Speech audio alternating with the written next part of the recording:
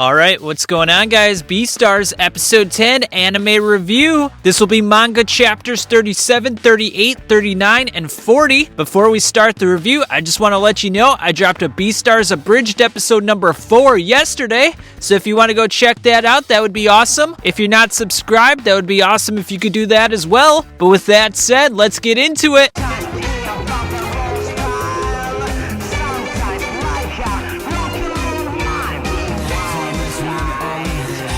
So the episode begins with Legosi in the black market. He's looking for Haru, and he figures the Shishigumi is a criminal organization. Where better to look than the black market? So Legosi's asking various people that he encounters, hey, do you know where the Shishigumi live? He's trying to ascertain more information as to the whereabouts of Haru. Of course, most people are just kind of put off by this. They're like, they're a criminal organization. Why is this guy asking these weird questions? They're kind of like giving him the cold shoulder. They don't really want to talk to him, which makes a bunch of sense. I mean, why would you want to get yourself involved in a criminal case like this? But then Legosi overhears a conversation in which two animals are talking about the Shishigumi. Unfortunately, this lands him in a bit of hot water, and he finds himself in the back alley, and they're about to take his wallet. They're gonna rough him up a bit. I think one of the animals has a knife in his hand. So it looks like some bad news for Legosi. This might be the end, but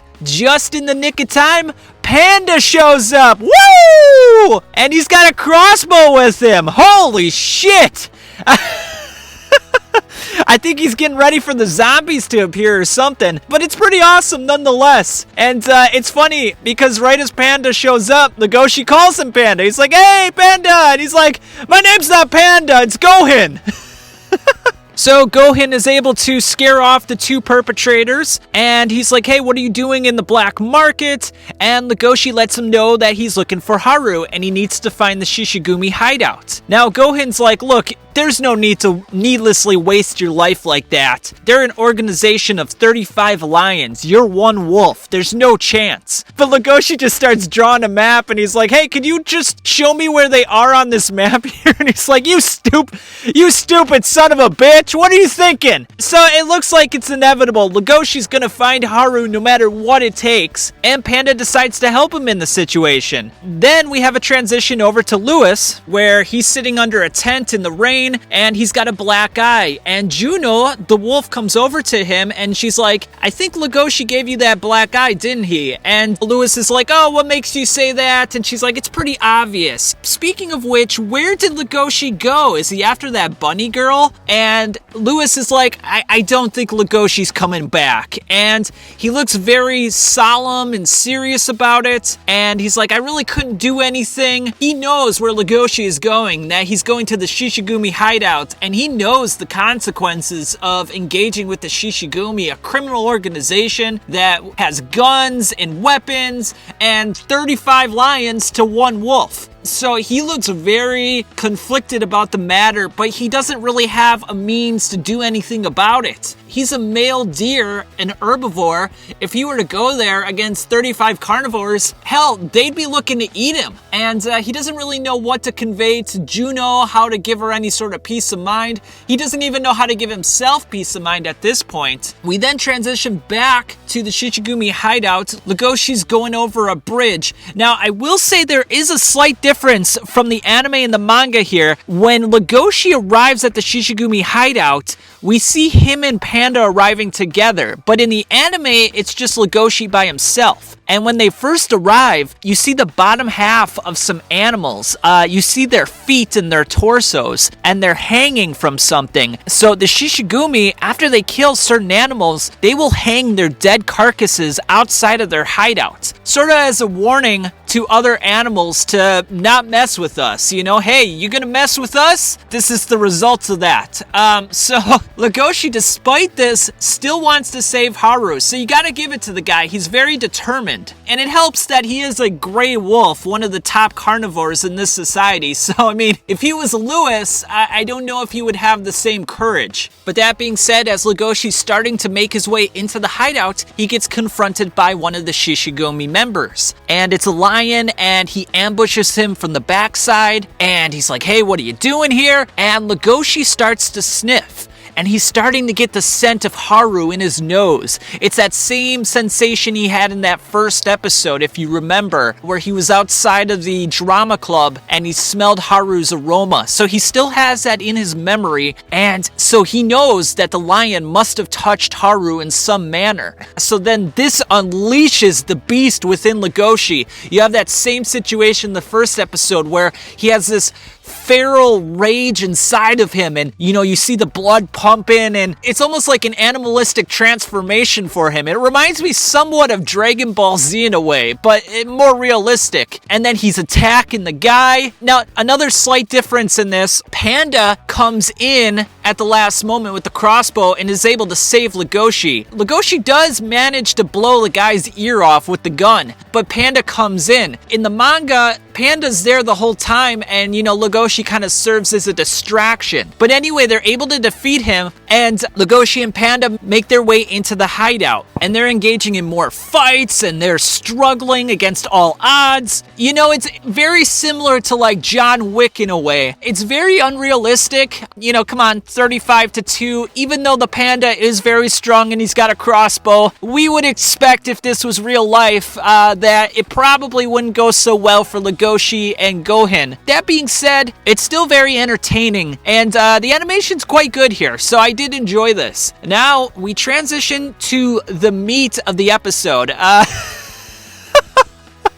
The meat of the episode. It's always hilarious how I have these interesting transitions that have puns within them. But anyway, we go to Haru, and we remember from the last episode how she was going to be eaten by the male lion who was the leader of the Shishigumi. But it's interesting because now we see Haru kneeling at a desk, and she's writing like her life's memoirs. And so it's weird because it's like, well, how is this occurring when she was just being stripped and attacked by the male lion? Now she's very placid, and she's just kind of chronicling her life in a very detailed and methodical manner. And she's going over like how she was born to a dwarf rabbit family. So not only is she an herbivore in the society, but she's a dwarf rabbit. So she's smaller than everyone else. And to boot, she's also the smallest member of her family. So she's kind of going over how everyone kind of treats her differently, as if she's a child, and they give her these sort of smiles that make her feel inferior and make her feel as though people are sort of being very accommodating to her just because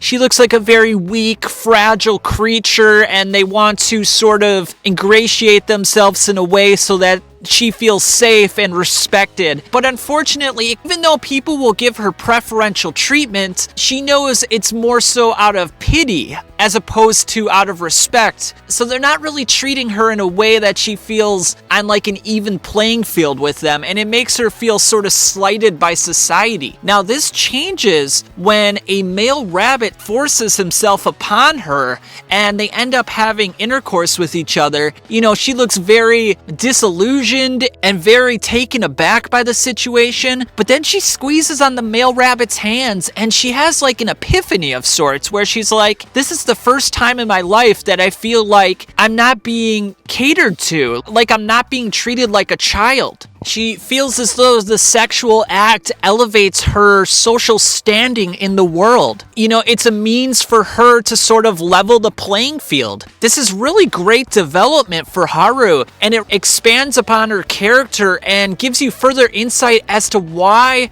she's the quote-unquote school slut and why she's so eager to have sexual encounters with the various men in her life like Legosi and Lewis. It gives her a sense of being on the same playing field with everyone else, whereas in the beginning parts of the series, like in episode 1, she's being picked on and people are shoving mattresses out their window at her and tossing water on her. So this makes her feel as though she's on everyone else's level. But I feel like that sort of thing is probably going to come back and bite her in the end, I would imagine.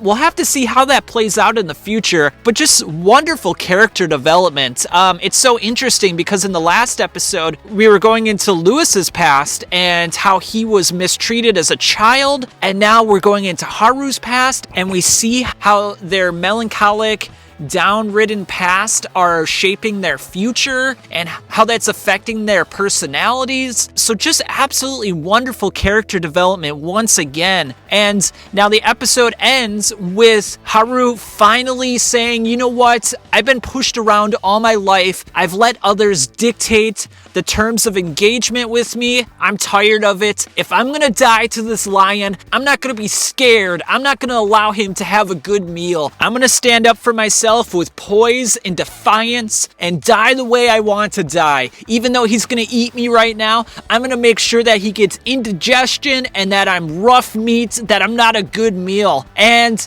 the lion is absolutely appalled by this, and he's just getting ready to bite down and smash! Woo! Legosi comes in the room, and he's ready to take down the geriatric lion, but right before he does, he's got to take off his shirt because obviously he wants to show Haru his gains. They sort of mix it with a bit of chivalry because, you know, he's taking off his shirt to give to Haru, like, oh, hey, to conceal yourself with so you're not naked right now.